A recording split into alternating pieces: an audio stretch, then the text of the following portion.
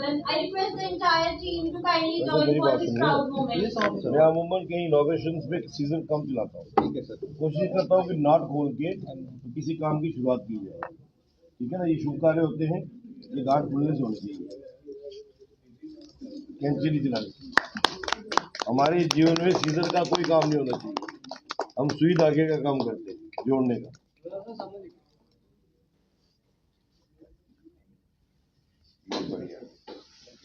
ये आज आपकी वेबसाइट लॉन्च होगी जी सर, है ना।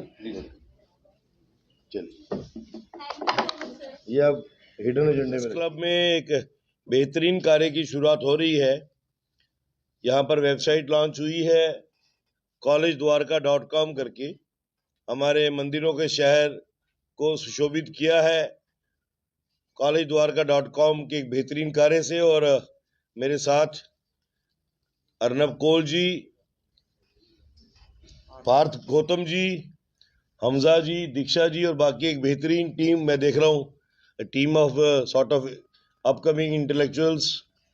और बच्चों को एक अच्छा रास्ता दिखाने के लिए, क्योंकि अक्सर हम देखते हैं कि आजकल तो सेकंड थर्ड क्लास ऑनवर्ड्स ही पेरेंट्स की टेंशन शुरू हो जाती हैं।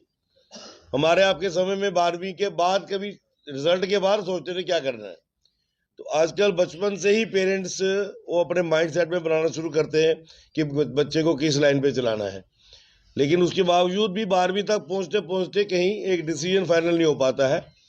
उस परिस्थितियों में मुझे लगता है कि ये हमारा collegedwarka.com की ये जो वेबसाइट है एक बेहतरीन रोल निभा सकती है। ऐसा ही है, एक helping hand to every parent, every family, every door step.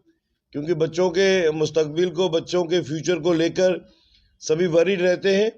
और होता भी है कि अच्छी शिक्षा हासिल की है, अच्छे यूनिवर्सिटी से पास आउट हुए हैं, तो अच्छे ट्रैक पे चलना चाहिए।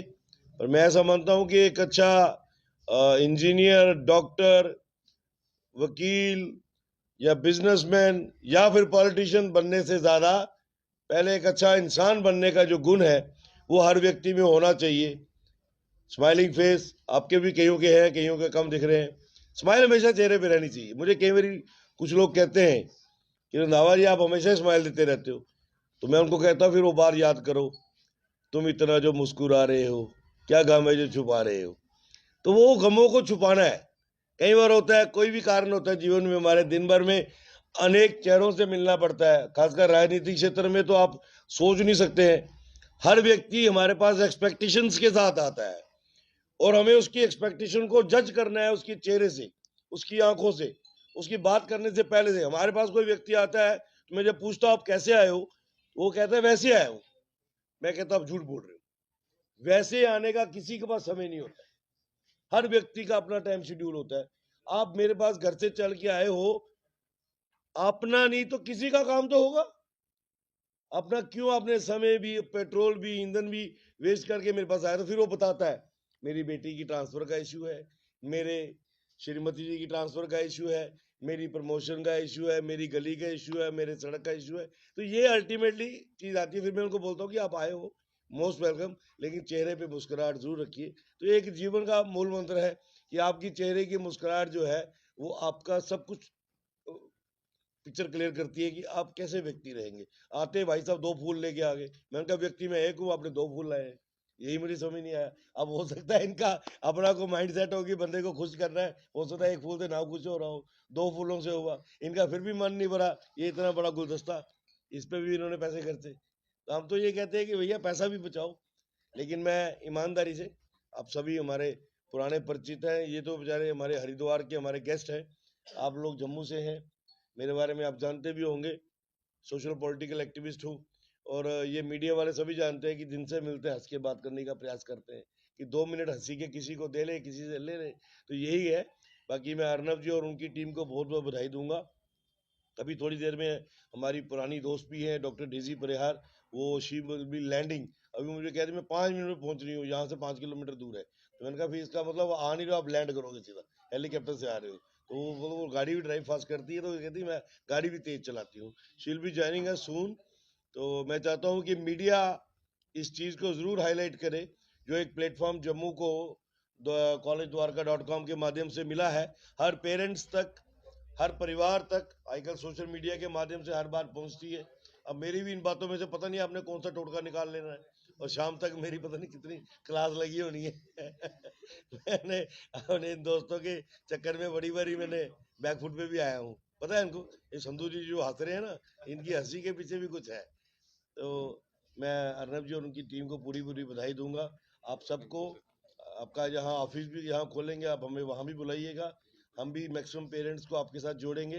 पर मेरी एक ही विश है कि आपके ऑफिस से कोई मायूस होके ना जाए, क्योंकि लोग डरते हैं बच्चों के फ्यूचर के साथ साथ। कई बारी बच्चे को ट्रैक पे चलाते लाते वो ठगी वाला रास्ता भी चल पड़ता है। आपको पता है इस दुनिया में सब कुछ है। तो जो विश्वास लेके आपके पास आया है, उसको ये ना लगे कि मैं गलत हाथों में आ गया हूँ।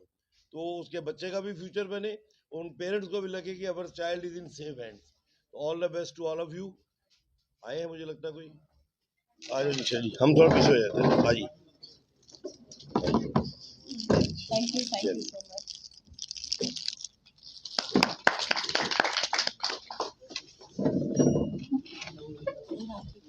बहुत बढ़िया। आप सुनाओ बेटी, ठीक है डॉक्टर साहब?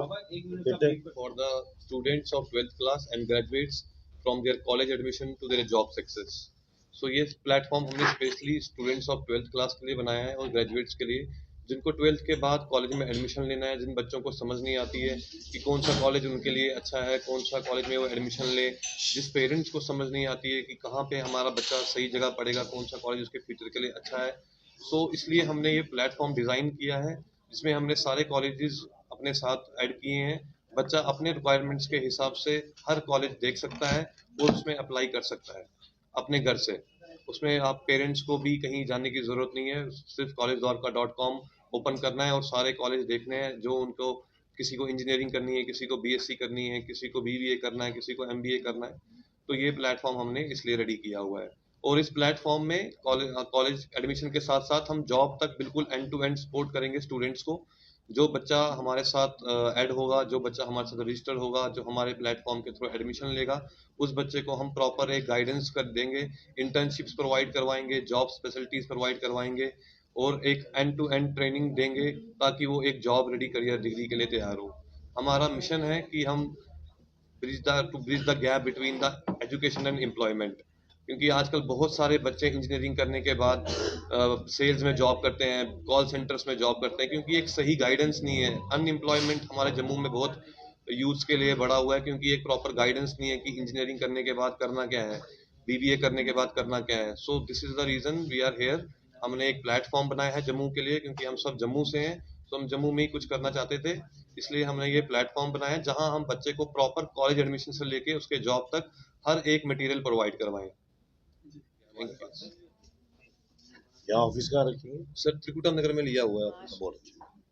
नहीं, इन्होंने जो स्टार्ट किया है, जो मुहिम है, बहुत अच्छी है। बिकॉज अक्सर बच्चे 12वीं के बाद थोड़े कंफ्यूज होते हैं इनफैक्ट क्या करना है क्या नहीं करना। और जैसे कह रहे हैं कि बिना किसी पैसों के ये बच्चों को गाइड भी करेंगे, एज अ सेतु की तरह, ब्रिज की तरह वो वर्क करेगा। इनका जो इनोवेटिव प्रोग्राम ये लेके आए हैं। बट मैंने इनसे पहले भी कहा था और मैं अभी भी कहूँगी, यहाँ पे एक बहुत महान हस्ती हमारे साथ बैठी हुई हैं और मैं उनको सुनाना भी चाहूँगी कि डिजिटल इंडिया की बात कर रहे हैं और जो इन्होंने स्टेप लिया है दैट इज़ टू गुड। लेकिन मेरा ध्यान उस तरफ भी जाता है कि कुछ अभी भी हमारी जगहें हैं जहाँ बच्चे बहुत इंटेलिजेंट हैं, बड़े गरीब हैं, वहाँ तक इनकी आवाज़ कैसे पहुँचेगी। तो I put up this question to them. He asked me कि उन्होंने कोई मतलब रखेंगे जो डील करेगा उन लोगों से। लेकिन कई घरों में आप देखिए, कुछ गुजर ही ले या कोई ले, उनके पास एक छोटा सा फोन होता है, उनको तो पता भी नहीं चलेगा कि हो क्या रहा है। उनके बच्चे भी 12वीं के बाद अरबदार है, उन्हें ये नहीं पता चलता है कि हम ये इंजीनियरिंग भी करवा लें कहीं से, प्रधानमंत्री योजना वहाँ से, लेकिन उसके बाद उन्हें पता नहीं चलता है। तो मैंने रिक्वेस्ट की थी आगे जाके ये फले फूले और आगे बढ़े। पर आगे जाके जैसे मैंने को एग्जांपल दी थी कि साइबेरिया जैसी जगह में वो क्यों बोला था मैंने कि छोटा सा हीटिंग बूथ होते हैं जगह जगह, जैसे -60 टेम्परेचर है, 70 टेम्परेचर, लोगों को ठंड लग जाती है, उस हीटिंग बूथ में जाते हैं, अपने आप को गर्म करते हैं, आधा घंटा रुकते हैं और चले जाते हैं। मैंने उनको कहा था कि जो ऐसे पिछड़े गाँव हैं दूर दूर, आप वहाँ छोटे छोटे बूथ लगाइए जहाँ कंप्यूटर रखवाइए और बच्चों के साथ आप लिंक करिए कि उनको क्या करना है, क्योंकि आवाज़ वहाँ तक पहुँचनी चाहिए, खाली शहरों तक नहीं पहुँचनी चाहिए।